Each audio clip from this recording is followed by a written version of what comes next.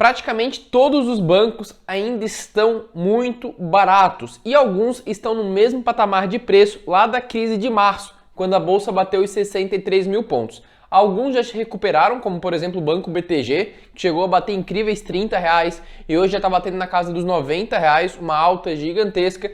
E alguns continuam no mesmo patamar de preço e muito baratos, aliás, como por exemplo o Bradesco, Banco do Brasil, Itaú, e essas ações estão sendo visadas aí bastante pelos traders, pela galera que quer fazer um dinheirinho aí no curto prazo, comprar e já vender para realizar um lucro e colocar no bolso, e também pela galera que visa muito longo prazo, porque são boas empresas e boas pagadoras de dividendos. Independentemente da sua estratégia, o fato é que todo mundo está ansioso por essa alta.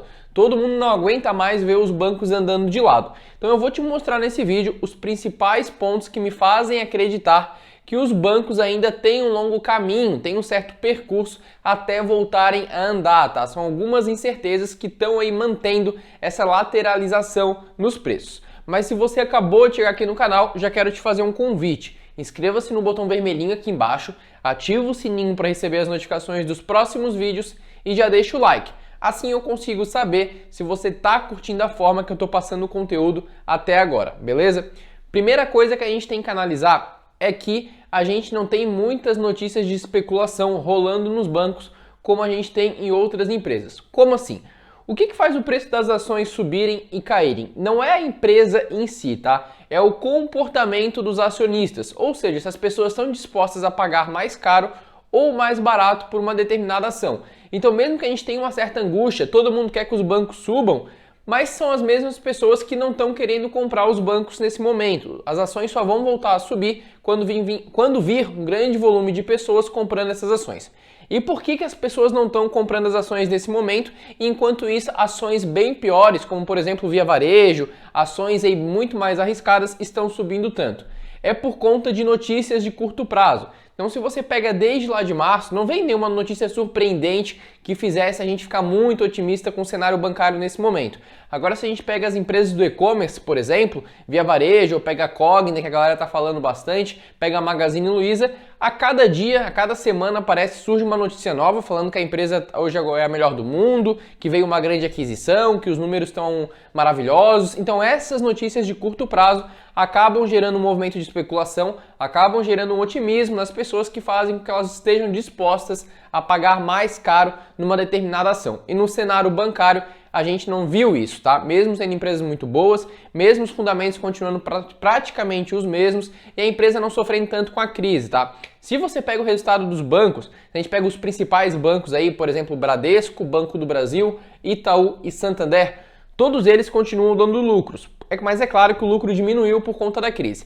Mas eu vou te mostrar que não diminuiu porque o banco está recebendo menos receita, mas sim por conta de outro fator, que é o fator das provisões, tá?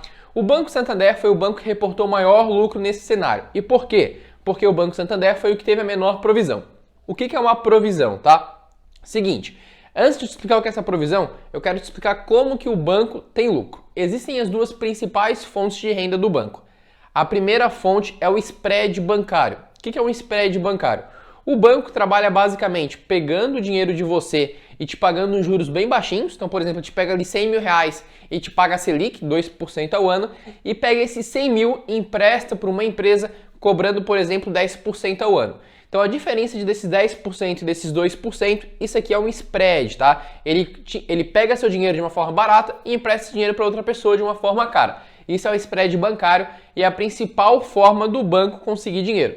A segunda forma do banco estar arrecadando valores é através de tarifas bancárias.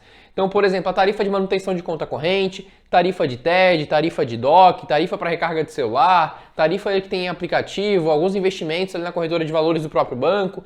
Enfim, essas são as duas principais fontes de renda do banco. E essas fontes de renda tiveram uma grande piora durante essa crise? Não tiveram, tá? Praticamente continuaram a mesma coisa. Então, por que o resultado dos bancos caíram tanto? Por conta das provisões. Agora que você já entendeu de onde vem o dinheiro, você vai entender o que é uma provisão, tá? O banco pegou o seu dinheiro, seus 100 mil reais, para emprestar para outra pessoa, né?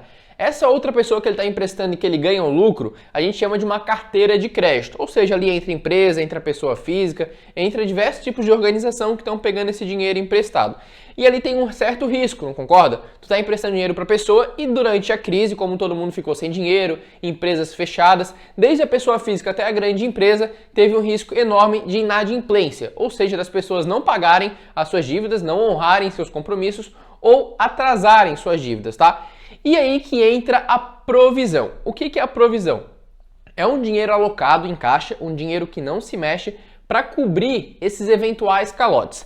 Não significa que o banco já teve um calote, mas significa que o risco de tomar um calote está muito maior. Então o banco começa a tirar esse dinheiro do capital de giro, começa a tirar esse dinheiro da movimentação ali diária, do spread, e bota num lugar separadinho para caso aconteça algum BO, caso dê um problema ali com esses credores, ele tem um dinheiro para cobrir esse prejuízo, tá?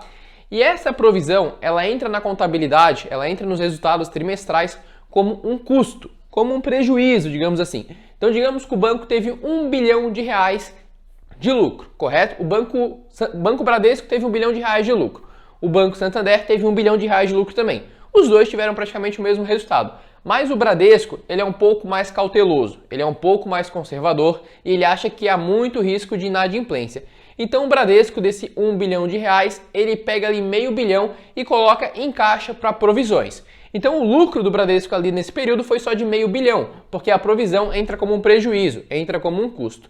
Já o Santander não fez essa provisão, ele não considerou, ele não é tão conservador, não é tão cauteloso e ele acha assim que os credores do banco vão conseguir pagar em dia. Então o resultado do Santander continua em R$1 bilhão. Percebe que os dois tiveram o mesmo resultado, correto? Mas como o Bradesco fez a provisão e o Santander não fez, o Santander teve um lucro maior no resultado trimestral. Mas isso é só uma questão de perspectiva, tá? Se a gente analisa o lucro operacional de fato, praticamente todos os bancos continuam operando muito bem, continuam com bons lucros. Somente diminuiu um pouquinho por conta da crise, mas o que mais afetou realmente foram essas provisões, tá? Outra coisa que você tem que prestar atenção são as incertezas do mercado. Por que os bancos não estão subindo tanto? A Bolsa de Valores ela é feita de futuro, é feita de esperança, feito aí de pessoal que opera bastante com especulação. Então a Bolsa não reflete o cenário de hoje, reflete o cenário de amanhã.